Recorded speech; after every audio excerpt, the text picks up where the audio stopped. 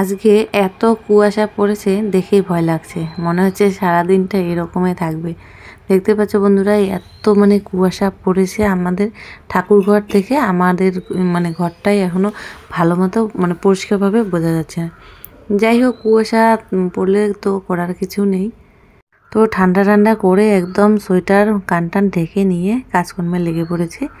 এই যে এখন ঘরটা ঝাড়ু দিলাম, ঘর ঝাড়ু দিয়ে বারান্দা ঝাড়ু দিয়ে নিলাম। এত কুয়াশা পড়েছে, পৌষ মাসে এরকম কুয়াশা ছিল না। ওই যে বলে মাঘের শীতে নাকি বাঘে কাঁপে, সেরকম ঠান্ডা পড়েছে, প্রচণ্ড ঠান্ডা।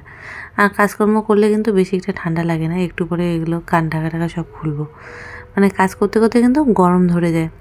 যাই হোক, এখন হচ্ছে কি টেপিদেরকে বাইরে বের করব, ওদের ঘরটা পরিষ্কার করবে। এখন টেপিকে বাইরে নিয়ে আসি, দেখি এখন ভুলু বাইরে বেরোচ্ছে না ঠান্ডার জন্য।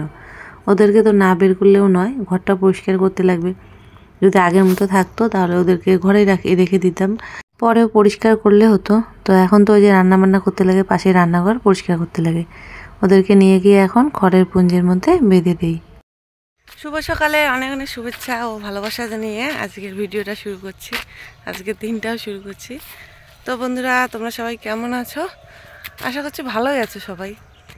তো এখন তো ভালো থাকারই দিন। ঠান্ডা আমাদের এদিকে যা পড়েছে দেখতে পাচ্ছ, কি কুয়াশা পড়েছে। আজকে মাঘ মাসের 7 তারিখ, পৌষ মাসের সংক্রান্তির দিনই এরকম কুয়াশা পড়েনি। তো মাঘ মাসটা মনে হচ্ছে এরকমই যাবে, যা কুয়াশা পড়া শুরু হয়েছে। আমি তো বুঝতে পারিনি, সকাল হয়ে গেছে, ঘরের ভিতরে একদম অন্ধকার। তো দেবা ডাকছে, ওটা দেখি 7:30 বাজে। 7:30টার সময় এরকম কুয়াশা, তাহলে ভাবো ভোরবেলা কীরকম কুয়াশা ছিল। তো যাই হোক, এখন গিয়ে কাজকর্মগুলো সারি। ঘর ঝাড়ু দেওয়া হয়ে গেছে, ঘরটা এখন গিয়ে মুছবো। আর টেপিদেরকে বাইরে বের করলাম।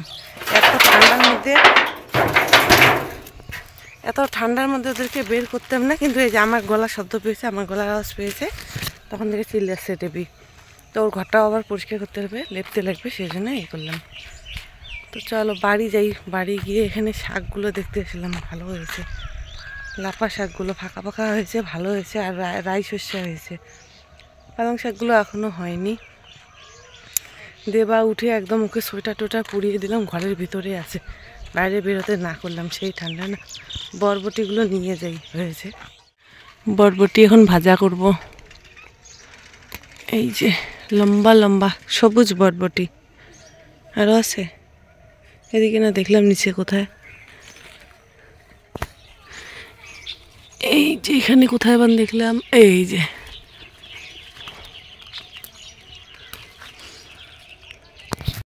বরবটি পেলাম আর বিনস পেলাম, ভাজা হয়ে যাবে, ফুটে যায়। এবার ভাজা আলু দিয়ে ভাজা খাওয়া হবে।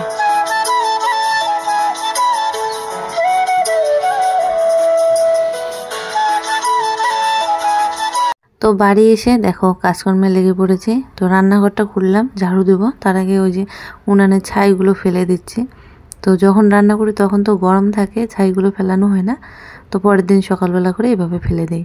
তো সবগুলো ছাই হচ্ছে কি ফেলে দিচ্ছি, নাহলে রান্না করার সময় আবার অনেকগুলো ছাই জমে যাবে, লাগতে চাইবে না উনানটা, সেই জন্য। তো এই উনানটা রান্না এখনও করিনি, ওই গরম গরম ছাইগুলো বের করে ওই উনানটায় দিই, ওই উনানটা তখন শক্ত হয়ে যায়।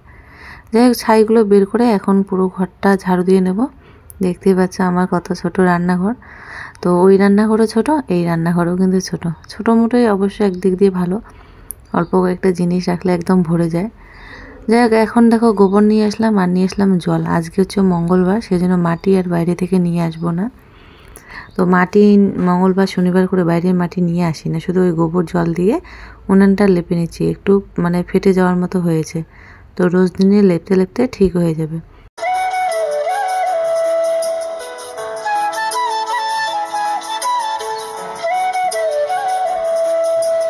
তো এই যে ঘুম থেকে উঠে রান্নাঘরের জীবন শুরু হয়ে গেল। রান্নাঘর পরিষ্কার করো, রান্নাবান্না করো, এরকম করতে এমনিতেই ছোটোবেলার দিন, শীতের দিনে ছোটোবেলার দিন তাড়াতাড়ি শেষ হয়ে যায়। তো রান্নাঘরটাই না আমার একদম সারাটা দিন শেষ হয়ে যায়। যেহেতু এখন উনানে রান্না করি, এই উনানে রান্না করতে গেলে যে কালি টালি হয়ে যায়, সেজন্য পরিষ্কার পরিচ্ছন্ন রাখতে লাগে। কালি থাকলে দেখতেও খারাপ লাগে। যাই হোক, দেখো উনানের ভিতরটা মুছলাম না, কারণ হচ্ছে কি বলো তো, আবার জল পড়বে, ধরতে চাইবে না। এমনিতে তো কাঁচা মাটি এখনও আছে, সেই জন্য। তো উনানের ওই উপরটা হচ্ছে কি যেখানে ফেটে গেছে ওখানে গোবর দিয়ে মুছে এখন মানে ঘরের মেঝেটা একটু মুছে নিচ্ছি। ঘরের মেঝে টেঝে মুছে নিয়ে হাতটা ধুয়ে দেখো এই ঘরে চলে এসেছি, আমার গ্যাসের ঘরে এসে সার্ফ দিয়ে ভালো করে ঘষে ঘষে ধুবো। তো 2 দিন ধরে ভাবছি যে পরিষ্কার করব, এখন তো এই রান্নাঘরে রান্না হয় না। তো যেদিন লাস্টের দিন রান্না করেছিলাম কি যেন একটা তরকারি রান্না করেছিলাম মশলাদার, মনে নেই আমার। তো ওই মশলাগুলো না ছিটকে ছিটকে পড়েছে ওই টাইলসগুলোর মধ্যে। তো এখন যদি পরিষ্কার না করি কয়েকদিন পর না কেমন হয়ে যাবে, সেই জন্য সার্ফ দিয়ে বাসন মাজা যে আমার মানে গুণের মতো এগুলো পাওয়া যায় সেগুলো দিয়ে ঘষে ঘষে একদম পরিষ্কার করে নিচ্ছি। এখন তো এই ঘরে রান্না নেই, এখন শুধু রান্নাবান্না করে এনে এখানে ভাত তরকারিগুলো রাখা, আর শুধু ভাতটা করি এই ঘরে ইন্ডাকশনের মধ্যে। দেখো ভালো করে ঘষে ঘষে ধুয়ে মানে ঘষে ঘষে নিয়ে এখন সুতির একটা কাপড় দিয়ে ভালো করে মুছে নিচ্ছি। 2-3 বার কিন্তু মুছে নিয়েছিলাম। মুছে টুছে নিয়ে এখন চলে আসলাম ওই যে মাটি জল মানে বেশি হয়েছিল, মাটি জল তো না গোবর জল রান্নাঘরটা লেপার পর ওরকমই রেখে দিয়েছিলাম বালতিতে। ভাবলাম যে বেশি যখন হয়ে গেছে তো এই জায়গাটা একটু লেপে নিই। দেখো কীরকম শ্যাওলা ধরেছে, দেখতে কেমন লাগে। আর পুরো উঠান যদি লেপতে যাই তাহলে তো আমার একদম 15-20 মিনিট লেগে যাবে, হাতে অনেকটা মানে বেশি একটা সময়ও নেই, অনেকটা সময় লাগে উঠানটা লেপতে। তো সেই জন্য শুধু এই জায়গাটায় লেপে মুছে নিচ্ছি মানে গোবর আর হচ্ছে কি শুধু জল দিয়ে। যদি মনে করো আজকে মঙ্গলবার না হতো তাহলে ওই আমাদের পুকুর থেকে মাটি নিয়ে আসতাম, তাহলে পুরো উঠানটা লেপতে পারতাম। ওই গোবর দিয়ে লেপলে না একদিনের বেশি যায়ই না। আজকে লেপলাম, আজকে ভালো দেখা যাবে, কালকের দিনই একদম কেমন জানি হয়ে যায়। তার মধ্যে শীতের দিন সবাই রাস্তাঘাটে হাঁটাহাঁটি করার পর হচ্ছে কি জুতার মানে নিচে না ওই এগুলো নোংরা টোংরা জমে থাকে। গ্রামের রাস্তা বুঝতেই পারছো, ধানের ভুসি টুসি মানে ধানের নোংরা টোংরাগুলো থাকে, ওগুলো ওই উঠানের মধ্যে লেপা উঠানের মধ্যে হাঁটলে একদম উঠানটাও একদম ওগুলোই ভরে যায়। সেই জন্য দেখো এই জায়গাটা বেশি শ্যাওলা ধরেছে, সেই জন্য এই জায়গাটায় মুছে নিচ্ছি। এই সকালবেলা তো মানে তাড়াতাড়ি ঘুম থেকে উঠতেও পারিনি, 7টা 7:30 বেজে যায়। সারাদিনের এত ক্লান্তি এত পরিশ্রম মানে এক ঘুমে সকাল হয়ে যায়। তোমাদেরকে তো মানে যত স্পিডে দেখাই কাজগুলো অত তাড়াতাড়ি তো এগুলো কাজ করা যায় না, একটু ধীরে সুস্থে করতে লাগে। তো এরকম কাজ বাজ করতে সারাটা দিন চলে যায়। আর কয়েকদিন ধরে আমার যা কোমর ব্যথা শুরু হয়ে গেছে, 2 দিন ধরে ওই সারাদিনে একটু রেস্ট না করলে না কোমর ব্যথাটা বেশি বেড়ে যায়। সারাদিন যদি এভাবে একটার পর একটা কাজ করতে থাকি কোমর ব্যথাটা বেশি বেড়ে যায়। তো দেখো আর একটু জল বেশি হলে জন্য এই পাশটাও একটু মুছে নিলাম, মানে অর্ধেক উঠান বলতে পারো লেপে নিলাম শুধু গোবর আর হচ্ছে কি জল দিয়ে। তারপরে বন্ধুরা স্নান করতে চলে গেছিলাম, স্নান করে চলে আসলাম এই যে আবার রান্না করে রান্না বসাতে লাগবে। আমাদের আবার সিন্ডা নেই মানে পাটকাঠি নেই, সেই জন্য উনান ধরাতে খুবই অসুবিধা হয়। দেখো পেপার লাগিয়ে দিচ্ছে, মানে ছোট ছোট করে পেপার ছিঁড়ে ছিঁড়ে নিয়ে ওভাবে উনানটা ধরালাম। এদিকে সব কিছু রেডি করলাম, কড়াই বসিয়ে দিয়েছি। বটবটি যেগুলো নিয়ে আসলাম সেই বটবটি আলু আর বিনস কয়েকটা ছিল সেগুলো হচ্ছে কি ভাজা করব। এই যে খড়িগুলো এনে দিয়েছে ভালোই হয়েছে, বাঁশখড়ি ছাড়া না ধরতে চায় না মানে উনানটা, ওই পেপার দিয়েই বারবার নিভে যায়, ওভাবে মানে অনেক কষ্টে মষ্টে উনানটা ধরাই। উনান ধরাতে অনেকটাই সময় লাগে। দেখো দেবার জন্য এখন পাঁপড় ভেজে নিচ্ছি। আর কড়াইটার অবস্থা দেখো, আগের দিন ওই যে কী যেন করেছিলাম ওই লেগে লেগে আছে, উঠতে চাইছে না। তো কড়াইটা আর 1-2 দিন পরে হচ্ছে কি ভালো করে মেজে নেব। ডাল হয়ে গেছে, এখানে ভাজা হয়ে গেছে, দেবা খিচুড়ি দিয়ে ভাজা খেলো সেন্টারে। এখন শাকটা করব, শাক হলেই হয়ে যায়, খরার মধ্যে তেল আছে। তো শাকের জন্য দেখো দিয়ে দিলাম একটু রসুন ফোড়ন। তো ওই ডাল ফোড়ন দিয়েছি, ওই ডালগুলোই লেগে আছে। শাকটা এখন বসিয়ে দেবো, ওই বাড়ির শাক, এগুলো 2 দিন ধরে খেলাম। বন্ধুরা এখন বাজে হচ্ছে 11:30, এখন একটু রোদ উঠেছে, কুয়াশা আছে, বাতাস উঠেছে, শিরশির করে বাতাস উঠেছে, ঠান্ডা লাগছে সেই জন্য। তো একেবারে টেপিরে আমার মাথা শেষ করে দিচ্ছে চিল্লাতে চিল্লাতে। খাওয়া দাওয়া হয়ে গেল, খাওয়া দাওয়া হলো ডাল আলু ভাজা শাক ভাজা এগুলো দিয়ে খাওয়া দাওয়া। তো খাওয়া দাওয়া সেরে আগে এই যে টেপিদেরকে বাঁধলাম, এখন গিয়ে জামা কাপড় টাপড় কাচবো, জামা কাপড় ধুবো, ধুয়ে ভিডিওটা এডিট করে আজকেও পিঠা ভাজবো। কালকে তো শুধু ওই বিয়ে বাড়ি যাওয়ার তালে মানে শুধু ওই তেলের পিঠাগুলো ভাজতে একদম সন্ধ্যা হয়ে গেছে, 2টার সময় বসেছি, সন্ধ্যা হয়ে গেছে। আজকে ভাজবো পাটিসাপটা আর ওই পিঠে ভাজবো, দেখি কী পিঠে ভাজি। নারকেল ওর বাবা ছুলিয়ে দিয়েছে, কি বাতাস, ঠান্ডা লাগছে। লক্ষ্মীকে এখন বাঁধি। তো বন্ধুরা দেখো ঘুরে ফিরে সেই আবার রান্নাঘরে চলে আসলাম। বাইরে সমস্ত কাজ বাজ সেরে এই যে রান্নাঘরে আসলাম। আগের দিন করেছিলাম তেলের পিঠাগুলো, আমরা তেলুয়া পিঠা বলি। তো ওদিকে ওই আমার জায়ের বড় মেয়ে এসছে, তাই গল্প করছি। আর যে নারকেলটা তো আগের দিন কেটে ওর বাবা ছুলিয়ে দিয়েছিল, নারকেলটা করা হয়নি। তো নারকেল কোড়ানি দিয়ে নারকেলগুলো এখন কুড়িয়ে নিচ্ছি। তো করব হচ্ছে আমরা বলি শক্ত পিঠা, জানি না কোথায় কি বলে, কেউ কেউ লাবড়া পিঠা বলে, মানে ভিতরে যে বাঁধাকপির লাবড়া হয় মানে ঘন্ট হয়, সেগুলো দিয়েও ভাজে। আমি ওই গুড় আর হচ্ছে কি নারকেল দিয়েই করব। তাহলে অনেক দিন খেতে পারবো। আর লাবড়াটা দিলে মানে ঘন্টটা দিলে না পরের দিনে খেয়ে শেষ করতে লাগে, না হলে ওই যে অনেক দিন থাকলে ভিতরে আবার একদম পচে টচে যায়, সেই জন্য। তো নারকেল তো আর পচে যাবে না, আমি ভাজা ভাজা করে দেবো। তো নারকেল কুড়ে নিচ্ছি। তো দেখো এখানে নারকেল আর গুড় একসঙ্গে মেখে নিয়েছি। তো এগুলো কড়ার মধ্যে দিয়ে ভাজা ভাজা করে নেব। সত্যি কথা বলতে কি বলতো, পিঠা তো খেতে ইচ্ছা করে, কিন্তু ওই বানাতে গেলে অনেকটা সময় ধরে বানাতে লাগে। এগুলো কিন্তু মানে পিঠা বানাতে গেলে বলতে পারো যদি দিনের বেলা বসো সারাদিনই চলে যায়। আগের দিন তো সারাদিনই চলে গেল আমার। তো দেখো নারকেলটা ভাজা ভাজা করে নেওয়ার পর একটু ওই চালের গুঁড়া ভিজিয়ে দিয়ে দিলাম, তাহলে আটাটা বেশি হবে। তো 2 দিন ধরে পিঠা বানাচ্ছি। আগের দিন তেলুয়া পিঠা বানালাম, একা হাতে যেহেতু সমস্ত কিছু করি সেজন্য মানে খুবই পরিশ্রম হচ্ছে। কালকে একা একা বসে অতগুলো পিঠা ভেজেছিলাম। দেখো একটু লবণ নিয়ে নিলাম চালের গুঁড়া এগুলো, আর নিয়ে নেব সামান্য একটু আটা, আর গরম জল করে নিয়েছি। ওই পিঠাটা বানাবো সেজন্য এগুলো গরম জল দিয়ে মেখে নেব। কেউ আবার কি করে কড়ার মধ্যে গরম জল করে কড়াইতেই দিয়ে দেয়, দিয়ে ওখানেই শুকিয়ে নেয়। আমি ওভাবে আবার করতে পারিনি, একবার করেছিলাম একদম বেশি নরম হয়ে যায় বা বেশি শক্ত হয়ে যায়। তো এইভাবে আমি আটা যেভাবে রুটি বানাই ওভাবেই আমি মেখে নিচ্ছি গরম জল দিয়ে। তো দেখো এইভাবে এখন বানাবো। ওদিকে কড়াইটা শুধুমাত্র এমনি বসিয়ে দিয়েছি, নাহলে আগুনটা নিভে যাবে, নিভে গেলে আবার ধরাতে অসুবিধা হবে। তো এই যে এইভাবে বানাচ্ছি রুটির মতো গোল করে, একটু ওই কি বলে আঙুলের মধ্যে একটু তেল লাগিয়ে নিচ্ছি, নাহলে না হাতের মধ্যে চিটকে ধরে। এভাবে গোল গোল করে ভিতরে দিয়ে দিলাম নারকেলের পুরটা, দিয়ে মুখটা বন্ধ করে দিলাম। এগুলো শুধু তেলের মধ্যে ভাজবো। এগুলোকে বলি আমরা শক্ত পিঠা। মানে এগুলো বাসি হলে এতটাই শক্ত হয়, মানে মুখ একদম খেতে খেতে কি বলবো, খেতে খেতে আর খেতে ইচ্ছে করে, এত শক্ত। এইভাবে দেখো বানিয়ে নিচ্ছি। খেতে তো ভালো লাগে, কিন্তু বানাতে অনেকটাই সময় লাগে। আর মানুষের বাড়িতে কখন ভাজবে, মানে এ বাড়ি ও বাড়ি কখন দেবে, সেই আশায় থাকলে কি হয়। বাড়িতে বাচ্চা আছে, বর আছে, তাদেরও তো খেতে ইচ্ছে করে। তো পরিশ্রম হলেও কিন্তু এই যে আমি এবছর প্রত্যেক বছরেই কিন্তু করি, এবছরও ওই যে করে নিচ্ছি পিঠা। তো দেখো এভাবে নারকেলের পুর দিয়ে এই যে মুখটা এভাবে বন্ধ বন্ধ করে দিচ্ছি, এগুলোই ভাজবো।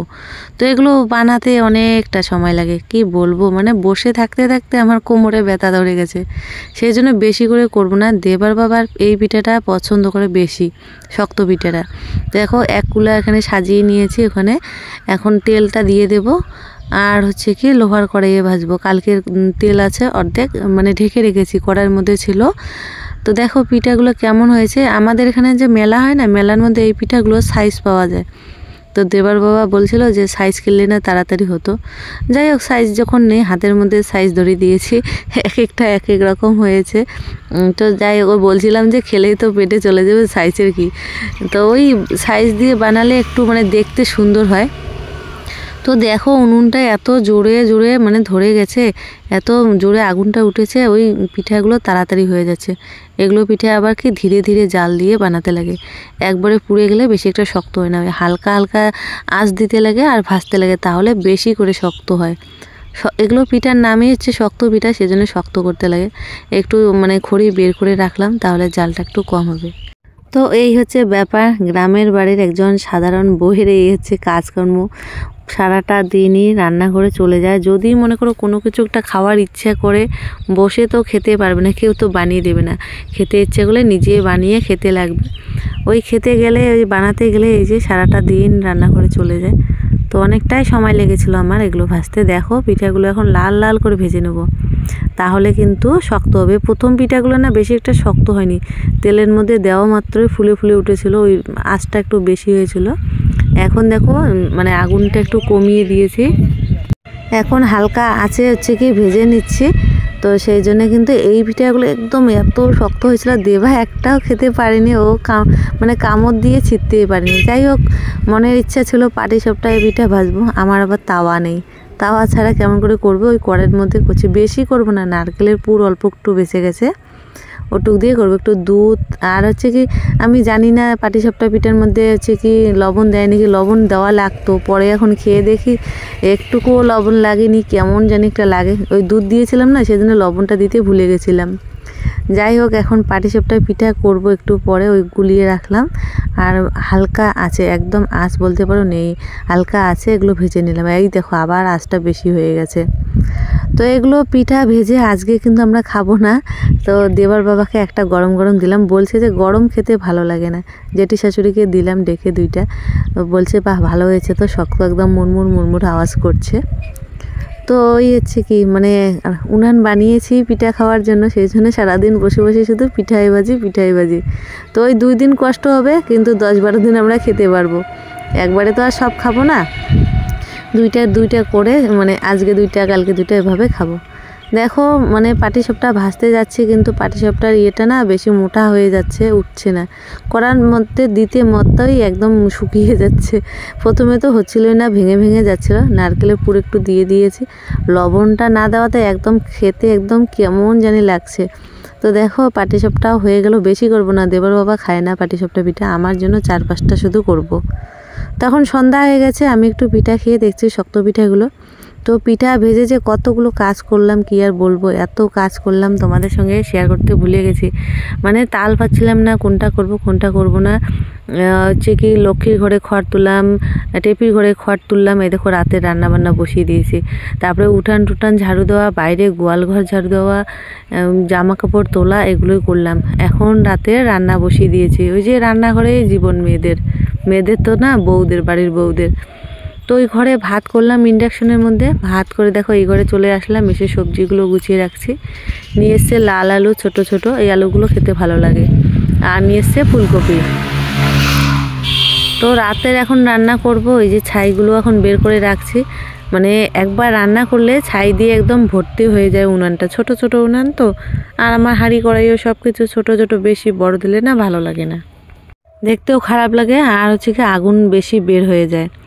তো দেখো ওই কত কষ্ট করে আবার উনানটা ধরালাম, অল্প কয়েকটা পাটকাঠি জেঠি শাশুড়ি ওখান থেকে নিয়ে এসেছিলাম। তো সেই অল্প একটু পাটকাঠি দিয়ে আগুনটা ধরিয়ে এখন দেখো পেপার ছিঁড়ে দিচ্ছি।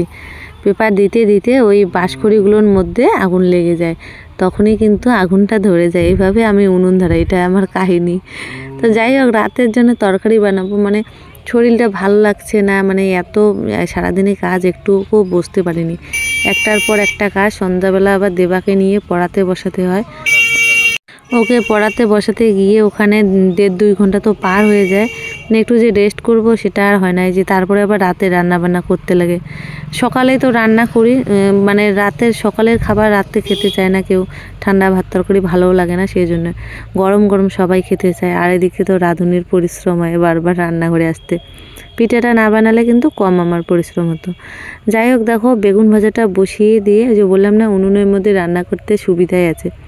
ওদিকে দেখো বেগুন ভাজা হতে আছে, আমি এদিকে মানে উনুনের যে জালটা আছে, মানে খড়ির জালগুলো, সেগুলো হচ্ছে বাড়িয়ে দিচ্ছি, খড়িগুলো ঠেলে দিচ্ছি। আর এদিকে সবজি কেটে নিচ্ছি, রান্না করব ফুলকপি বেগুন আলু দিয়ে, একটু ভাজার মতো করব। তো দেখো কড়াইয়ের মধ্যে বসিয়ে দিয়েছি হচ্ছে পেঁয়াজ আর হচ্ছে কি লঙ্কা কুচি। তো ওগুলো ভাজা হয়ে গেছে, এখন দিয়ে দিলাম ফুলকপি বেগুন আলু, এগুলো দিয়ে লবণ হলুদ দিয়ে একটু জল দিয়ে ঢেকে দেবো, যখন সিদ্ধ হবে ভাজা করে নামিয়ে নেব। এই হচ্ছে আমাদের রাতের খাওয়া দাওয়া।